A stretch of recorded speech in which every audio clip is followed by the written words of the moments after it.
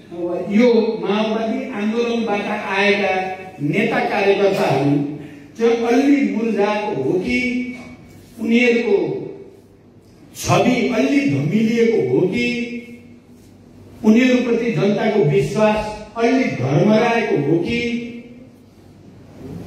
अझ केही समय अगाडिसम्म त प्रचण्ड भनेर आन्दोलनले जो नेतृत्व एउटा प्रतीकात्मक रूपमा स्थापित भयो, प्रचण्ड नै यो परिवर्तनको वाहक जस्तो नभएर बिहानै बेलुका बालुवाटार जाने, केपी ओलीसँग कुरा गर्ने, सम्झौता गर्न खोज्ने, सम्झौता गर्न केही पनि नमान्ने, भएका सम्झौता पनि केपी ओलीले केही पनि नटेर्ने हुँदा प्रचण्ड अब यति हो कि क्या हो भने जस्तो प्रश्न ठाउँ ठाउँमा उठ्न खोजेको मैले अनुभूत गर्थेँ। त्यतिखेर मैले धेरै ठुलो धारा खिचेर जाने गर्थेँ। मलाई जति चाहिँ आक्रोश त कसैलाई हुँदैनथ्यो, त्यहाँ जानु पर्दा उनसँग कुरा गर्न पर्दा उनले केही कुरा नटेरेको हेर्दा एउटा गणतन्त्र विरोधी मान्छे, संघीयता विरोधी मान्छे, समावेशी समानुपातिकता विरोधी मान्छे आफैले प्रधानमन्त्री बनाउन परेछ, त्यहाँ जानु परेछ, भएको सहमति लागू गर्दैन, लागू गरिदियो भनेर बिन्ती गर्न परे जस्तो। त्यसले गर्दा आम जनतामा र पार्टी कार्यकर्तामा पनि के भएको हो, यो यस्तो हो त, यति हो त प्रचण्ड भने जस्तो, यति हो त हिजोको माओवादी आन्दोलन र त्यसले पैदा गरेको तागत भनेको जस्तो थियो। तर मैले भने नि, जब केपी ओलीको गलत प्रवृत्तिका विरुद्ध अब लड्नुको विकल्प छैन, उनले जसरी यो देशमा संघीय लोकतान्त्रिक गणतन्त्र उल्ट्याउने या माओवादी आन्दोलन र त्यसले पैदा गरेको शक्तिलाई निश्चित पार्ने षड्यन्त्र अब पराकाष्ठमा पुग्यो र यसका विरुद्ध विद्रोह गर्नुपर्छ भन्ने निष्कर्षमा म पुगेर 19 पृष्ठ लामो दस्तावेज जब मैले लेखेँ, त्यो लेख्दै जाँदा तपाईले त के महसुस गर्नु, मैले मुक्ति पाए जस्तो ठान्दै गएँ। आफैले लेख्दै गएको छु, म अब यो केपी ओलीको निरङ्कुश र दक्षिणपन्थी प्रतिक्रान्तिकारी षड्यन्त्र जालबाट मुक्त भएको जस्तो महसुस मैले गरेँ र मैले भन्ने गरेको छु, त्यो माओले सांस्कृतिक क्रान्तिको बेलामा बम्बार्ड द बुर्जुवा हेडक्वार्टर भने जस्तै मैले केपी ओलीको बुर्जुवा हेडक्वार्टरमाथि बम हानेकै हो। त्यही मात्र लडाइँ सुरु भएको हो। अनि जहाँ म अब उन्मुक्त भए जस्तो महसुस गरेँ, अनि त्यसपछि उनले संसद विघटनतिर पुगे, त्यही 19 पृष्ठ लामो बमबारीबाटै सुरु भयो कुरा भन्नु। उनले अब संसद विघटनतिर लागे, उनले संसद विघटन गरेपछि माधवजी म लगायत हाम्रो नेतृत्वको टिम माइती घर मण्डलमा चाहिँ गएर बाटोमा पलेटी कसेर बसियो। कोही कोहीलाई त हेर त बिचरा प्रचण्ड पलेटी कसेर बाटोमा गएर बसेको जस्तो लाग्यो, तर हामीलाई के लाग्यो भने बडा गर्व जस्तो। अब फेरि जनतासँग जोडिन सुरु भयो, फेरि हामी भनेका विद्रोही शक्ति हौँ, क्रान्तिकारी शक्ति हौँ, परिवर्तनकारी शक्ति हौँ, हामी जरुरी पर्यो भने जस्तोसुकै परिस्थितिमा पनि लड्न सक्छौँ भन्ने कुराको सुरुवात थियो। त्यो सुरुवात थियो र त्यसको क्लाइमेक्स तपाईले देख्नुभयो।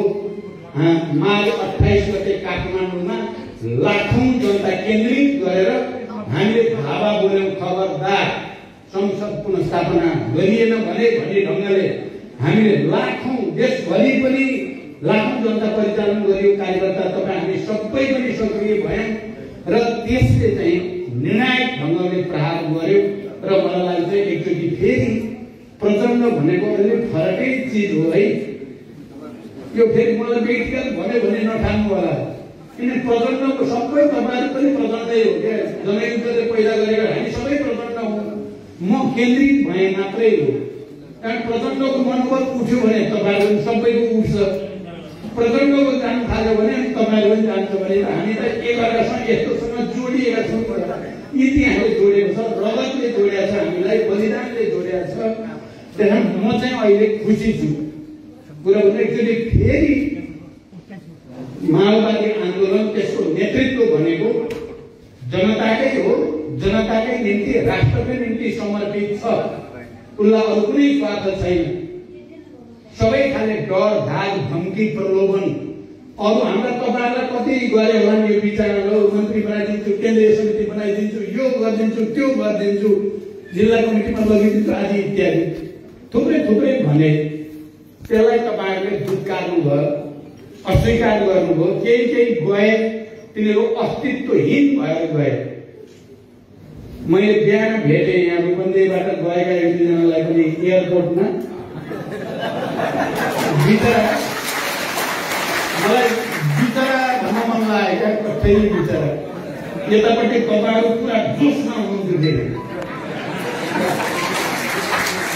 आफ्नो पहिचान छोडेर आफ्नो धरती छोडेर आफ्नो आधार छोडेर आफ्नो इतिहास र विरासत छोडेर भाग्नुभन्दा धिक्कार जीवनमा अरू केही हुनै सक्दैन किनभने मान्छे बाँच्छ आस्थाको निम्ति विचारको निम्ति मर्छ आस्थाको निम्ति विचारको निम्ति त्यसैमा मानव हुनुको गर्वबोध हुने हो क्रान्तिकारी हुनुको गर्वबोध हुने हो त्यसो अर्थमा अहिले अब देशभरि हामी एउटा नयाँ ठाउँमा पुगेकै छौँ अहिले पुस 5 गतेदेखि फागुनसम्म हामीले जुन आन्दोलन गर्यौं त्यसले हाम्रो संगठन निर्माणको आधार पनि बन्यो कम्युनिस्ट आन्दोलनको एकताको आधार पनि बन्यो माधवजीहरूसँग झलनाथजीहरूसँग जुन नजिकको सम्बन्ध भयो त्यो दुईजना नेताहरूको देशभरि गइयो नि त हामी देशभरि पनि जाँदाखेरि जो भावना जो विचार र राजनीतिक मुद्दामा एकरूपता देखा पर्यो त्यसले मलाई लाग्छ या त माधवजीहरूले छिटै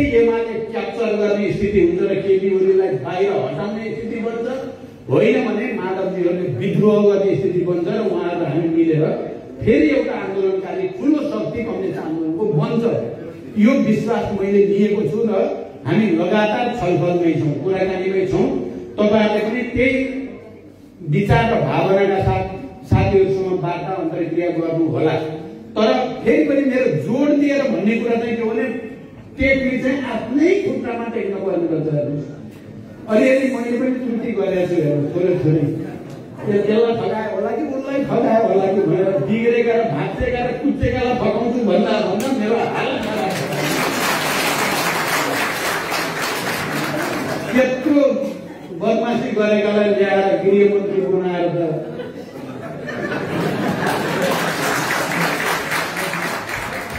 बाबुरामजीसँग वैचारिक सङ्घर्ष भयो त्यति बेला यो तोपबाहरूले साथै दिए भनेर लगेर सर्व गर्ने भन्दा त यो गति अरू त अरू त्यो एउटा न दुईजना मान्छे छ न केही छ ल स्थायी समिति बनाइदिएर त अहिले मन्त्री मान्छे म के गरेँ भन्ने अहिले म आफ्नै आफ्नो समीक्षा गर्न थालेको छु यस्तालाई भन्दा आफ्नै साथीहरूलाई दृढतापूर्वक लडेर प्रचण्ड बनाउन मेहनत गरेका साथीहरूलाई भरोसा गरेको भए यो दिन त देख्न पर्दैन थियो नि त्यस कारण अब म आजभोलि त्यस्ता मान्छेहरूलाई फगाउन मन लाग्यो छोडेको छ नि तिमीहरूलाई साँच्चै फगाउन पटक्कै मनदैन अहिले हिजो आएर साथीहरू तपाईँले भन्ने हो भने फर्किने भने हामीले भन्छन् गोती फर्किन पर्ने उतै बस्नु इलेक्सनले आएर यहाँ फेरि भानु गयो भने फेरि चाहिँ अब यहाँ आएर रोयो भने म पौडिन्छु फेरि डर त्यो डर पनि थियो मलाई रोइदिएँ भने त भने जस्तो हुन्छ मलाई अनि आफ्नै रियल साथीहरू र अन्यायमा परे जस्तो साथीहरूले भनेको पनि सुनेको छु मैले त्यसो भएर अब चाहिँ त्यस्तो हुँदैन तपाईँहरूले मलाई पनि सजग गराउनु भएको छ म पनि शिक्षा दिँदैछु तर मलाई लाग्छ अझै 2-3 वर्ष मेहनत गर्ने हो भने यो पार्टीलाई हामीले फेरि देशको नम्बर 1 पार्टी बनाउन सक्ने तागत हामीसँग छ त्यो तागत भएका मान्छे हामी यता र उता अरूलाई फकाउँछौँ र गर्छौँ भनेर बिग्र्यौँ अब हामी आफैले तागतमा भर पर्ने आफै मेहनत गर्ने आफै संगठन बनाउने हिजो मैले भनेको सायद तपाईँले सुन्नु म अब काठमाडौँ धेरै बस्थेँ जिल्ला जिल्लामा जान्छु बरु जिल्लामा जनताको विचार बस्ने कार्यकर्ताको विचार बस्ने भने संगठन त्यहाँबाट बन्छ म काठमाडौँ बसेर भएको हो र यत्रो माओवादी आन्दोलन कहिले रोल्पा रुकुम कहिले भूमिगत इन्डियाका विभिन्न सहर कहिले कहाँ गएर न भयो काठमाडौँ बस्नु थालेपछि बिग्रिए जस्तो लाग्नु थाल्यो कि बस्नु पर्यो अहिलेको राजनीतिमा बेला बेलामा जानु पर्यो जानु बस्नु हुन होइन, तर अलिक बढी समय जिल्लालाई दिनु पर्यो, तपाईहरुसँग बिताउनु पर्यो, तपाईहरुसँग अन्तर्क्रिया गर्दा तागत हुने भयो, ऊर्जा क्रान्तिकारी शक्ति हुने भयो। फटाहरूसँग गर्दा कस्ता हैरान भइगयो वाक्क दिएको हुने अनि आफ्नै ऊर्जा पनि खतम पार्नु पर्यो। त्यसो भएर तागत हामीसँग छ। हिजो मलाई बडो काठमाडौँमा चाहिँ बेलिटाडामा जनयुद्धका स्वास्थ्य कर्मीहरूको राष्ट्रिय भेला राख्नु भएको साथीहरूले, मैले त त्यति बेलाको स्वास्थ्य कर्मी भने के बाँकी रह होला भनेको त जान त हलभरि खचाखच आएका मात्र हो। तिनीहरूले सातवटै प्रदेशका साथीहरूका कुरा सुने मैले 5-5 मिनट। उनीहरूमा त बिचरा पार्टी प्रति, आन्दोलन प्रति र नेतृत्व प्रति जरुरी पर्छ भने हामी अहिले पनि मर्न तयार छौँ, हिँड्छौँ भन्ने प्रतिबद्धता सबैले। केही दिन अगाडि एउटा भर्चुअल मिटिङ भएको थियो, त्यो खाडीमा गएका बिचरा जनमुक्ति सेनाका झन्डै 200लाई चाहिँ राखेर भर्चुअल मिटिङ गरेको। यहाँ चाहिँ सताएका छन्, आफ्नै कतिपय साथीहरूले सताएछन्, फेरि साथी भन्नेहरूले भनौँ न, सताए गए के भए। ती खाडीमा गएका जनमुक्ति सेनाका योद्धाहरूले एकपछि अर्को बोल्छन्। प्रचण्डले चाहिँ शासन गर्न पर्यो, हामी फर्केर आएर युद्धमा जान तयार छौँ भनेको सुन्दाखेरि म चाहिँ हाम्रा मित्र, हाम्रा योद्धा, हाम्रा सहयात्री त ती पो हुन्, ती कस्ता फटाएको पछि लाग्यो भन्ने मलाई परेको छ। अनि हिजै फेरि चाहिँ बडो संयोग के पर्यो भने भरत ढुङ्गानाको पुस्तक विमोचन कार्यक्रम थियो काठमाडौँमै प्रज्ञा भवनमा। अब संयोगले विप्लवतिरका अनि विरही किरणतिरका दिनेश यस्तै मान्छे त्यहाँ धेरै जम्मा भएको छ। कुरा भन्नु तिनीहरूले अलिकति चिमोट्न खोजेको मलाई। अनि मैले भने ल शास्त्रास्त्र गर्ने हो, बसेर शास्त्रास्त्र गर्नु। अनिल विजयले भन्नुभएको थियो क्या, अब पूर्वीय दर्शनमा चाहिँ देशभित्रका जनताको बिचमा कसले शासन गर्ने भन्ने कुरा हतियार र लडाइँले होइन, चाहिँ शास्त्रास्त्र गर्ने क्या, वाद विवाद बहस गरेर जसले जित्छ त्यसले शासन गर्ने भन्ने हुन्छ पूर्वीय दर्शनमा। राष्ट्र बचाउनको लागि हतियार चाहिन्छ, विदेशी ताकतसँग लड्नलाई त हतियार पनि उठाउन पर्छ भनेको उनले। बरु मलाई त्यो मार्मिक लाग्यो र मैले भने ल ठिक अनिलजीले भन्नुभयो, कसले गल्ती गरेको हो कसले होइन भन्ने कुरा 7 दिन 10 दिन गरेर शास्त्रास्त्र गरौँ, जसले जित्छ त्यसैले शासन गर्ने भनेको। अनि सबै माओवादी जति त्यसैको नेतृत्वमा आउने तयार भनेर सोधेको छु क्या मैले। कुरा तयार हो भने म तयार। मैले भने फेरि यहाँ अनिल विजय बोले पनि प्रचण्डै बोले जस्तो लाग्छ, मेरै भाषा, मेरै शैली, मेरै तरिका बोले छ। दिनेश दुःख गरे पनि प्रचण्डै बोले जस्तो लाग्छ मलाई त। उही शैली, उही भाषा, उही तरिका। अनि तपाईँहरू मलाई चिमट्न खोज्नुहुन्छ, ला आउनुहोस् बसौँ भनेको छु मैले।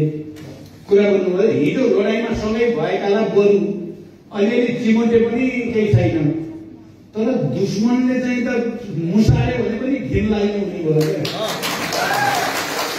त्यस्तो भाषा अहिले हामी सबै त्यस्तै हुन पर्ने भयो। त्यहाँ सम्झेको अब मैले धेरै भन्न सम्भव छैन, विचार फेरि कहाँ आइलाग्ने भएछ भनेर है।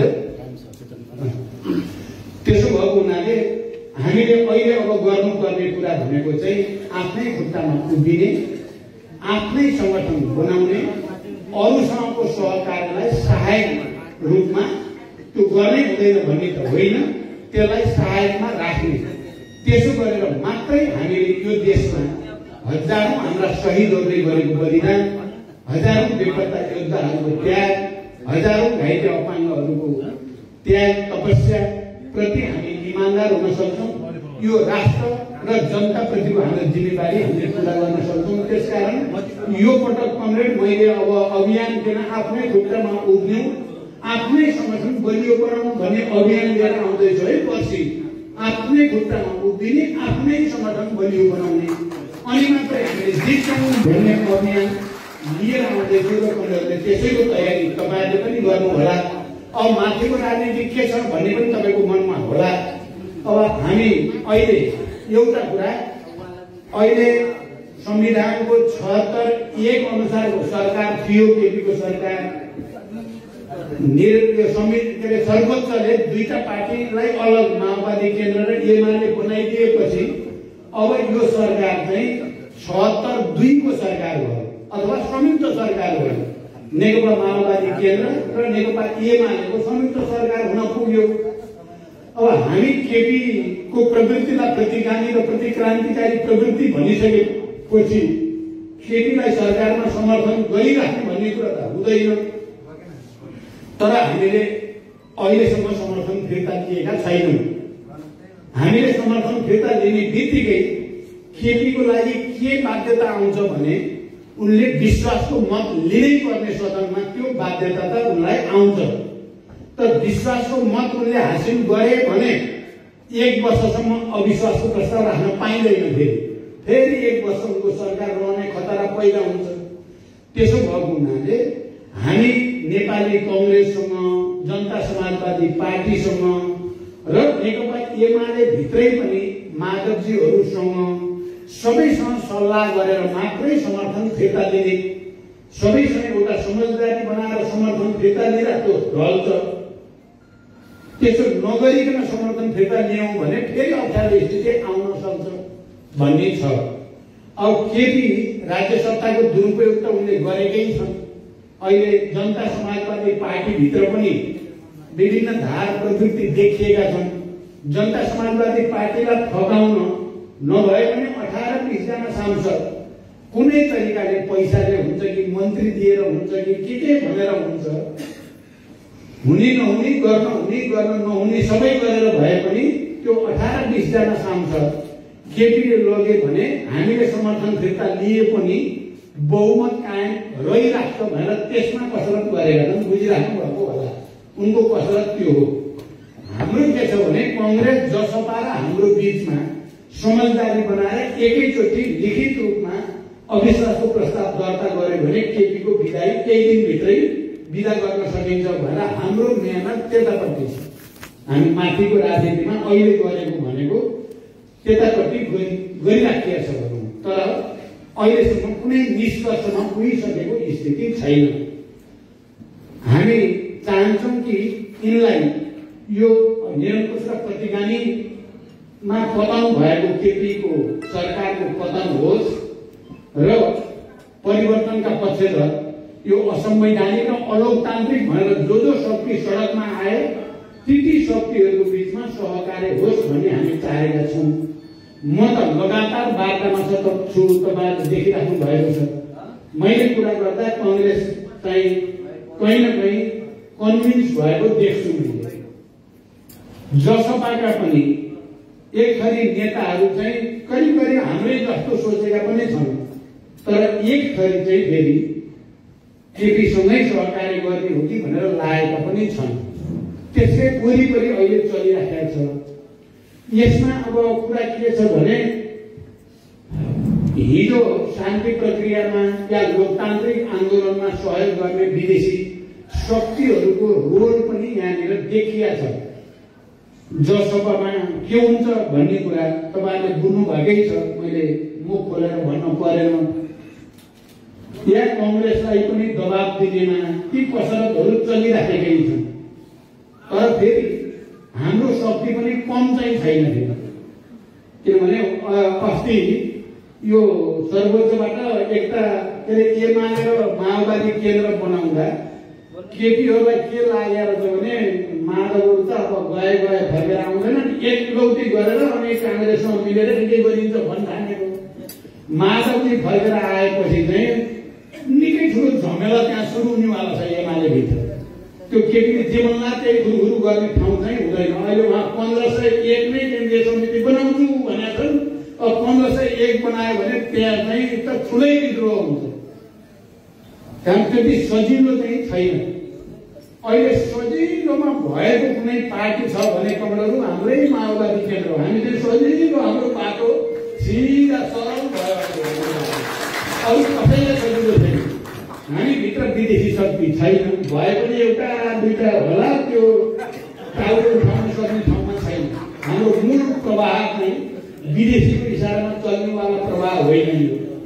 आफै लड्नेवाला प्रभाव भयो, अरू सबैभित्र विदेशी छन्, जब्बर ढङ्गले छन्। त्यसबाट टेन्सन अरूलाई छ, हामीलाई होइन।